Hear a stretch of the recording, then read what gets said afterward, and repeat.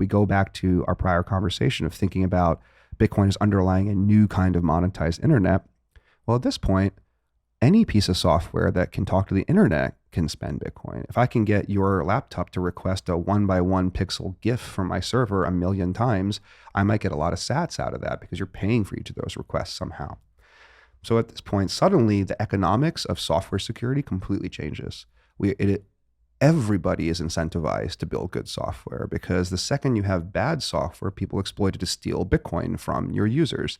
It's not just an inconvenience. It's not just, oh, some of my personal data was leaked, but like, whatever, I don't care. I have nothing to hide, like that kind of a thing. It becomes, wait a minute, you're literally stealing my Bitcoins right now. Like, I'm not going to use this software. So I feel like it increases consumers' sophistication and demand for good, secure software.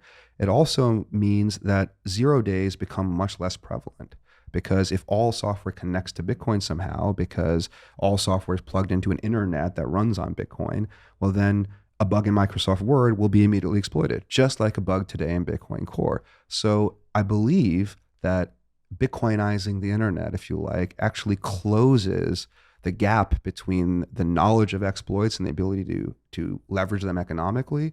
And I think it destroys the market for 0 day vulnerabilities. And I think at the highest level of computer security, like the NSA and Google, and I think places like Unchained, the things we actually worry about are 0 days. Like, known bugs are not how you get into our systems. You get in because there was something that you knew that we didn't. And this terrifies me as a person responsible for making sure Unchained and our clients are well protected.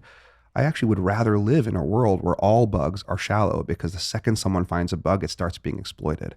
And that's true in web software, it's true in email software, it's true in PDF viewers, it's true in your operating system, every part of the stack suddenly is exploitable. And to a degree, this sounds terrifying, right? This is like I'm advocating for attacks to become so easy that they become so prevalent that everyone notices them and then we start taking them more seriously. But to a degree, I think this is just the nature of economics and security everywhere. If you live in a good neighborhood, you might not lock your doors. If you live in a bad neighborhood, you might have a lot of locks on your doors and you might bar up your windows and you have good security, quote unquote, as a result. On the internet, like, everyone lives in the same neighborhood and it's a bad neighborhood.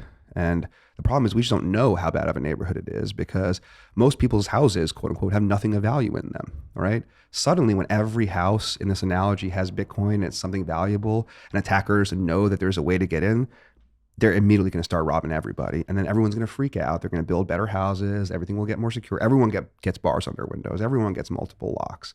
And I would much rather live in a world where people take computer security seriously. And so I think Bitcoin will have that effect.